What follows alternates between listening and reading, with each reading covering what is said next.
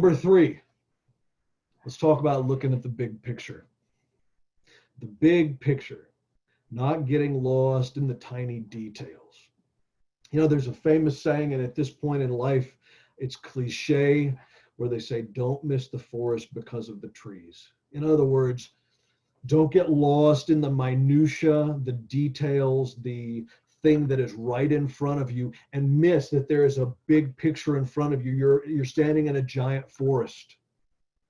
Think about that.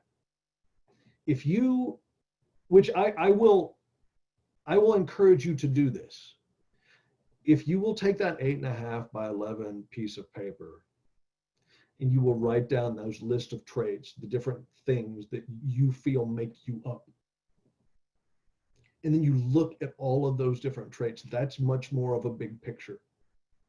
While Tourette syndrome or depression or sadness or economic uncertainty or a pandemic, those are just one element.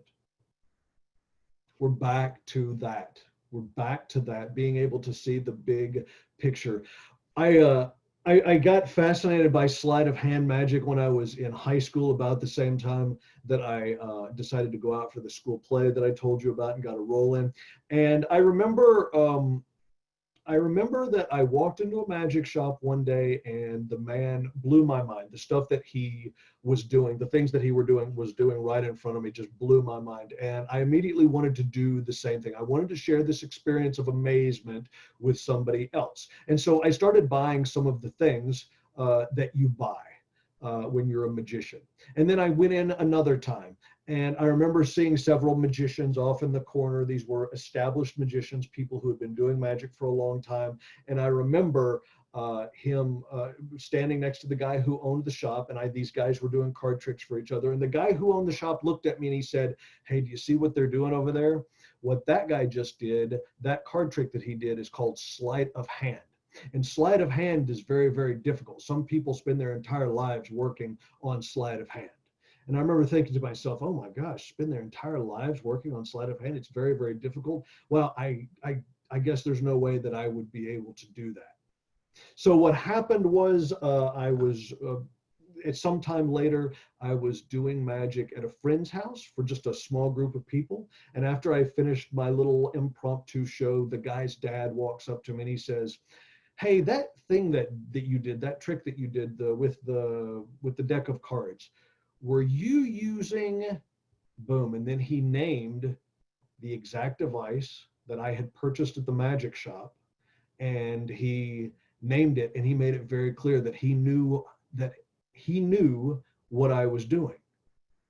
And it killed the experience for me, because when I saw magic the first time, I just wanted to share this experience of amazement with people. It was the feeling of wonder that just absolutely just set me on fire, and I wanted other people to have that experience too. And when he saw and was able to identify what I did, I realized that he didn't have that experience, and it just killed the entire experience for me.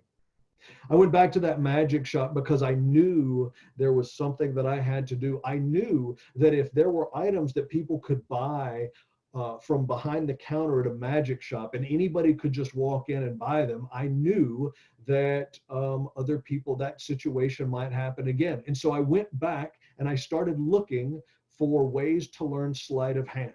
And little by little, you see, that experience opened up the idea in my mind. Now, here's why I tell you this story.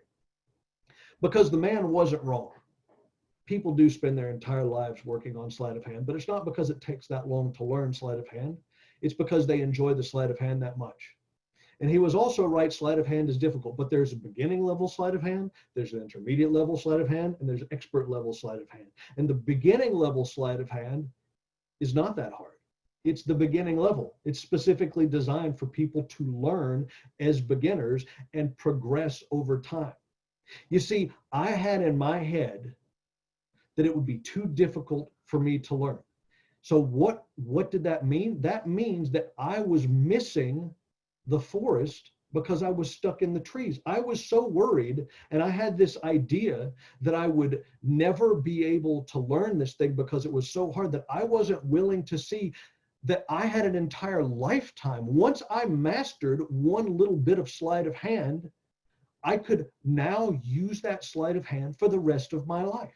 If you consider that the average lifespan of an American is right around 80 years, give or take, whether you're a man or a woman, if you consider that your lifespan is 80 years, even if something takes a year or 2 or 3 years to master, or 5 years to master, think of how many more years you have to master that. So if you're dealing with something and you're saying, I just can't handle this, but you look at it as far as this is happening, it's a season in life. It's not a lifetime. This is a small season. Seasons in life are summer, spring, winter, fall. There are seasons in life where there's lack. There are seasons in life where there's illness. There are seasons in life where there is abundance. A season in life is just a short period of time, while a lifetime is all of those seasons put together.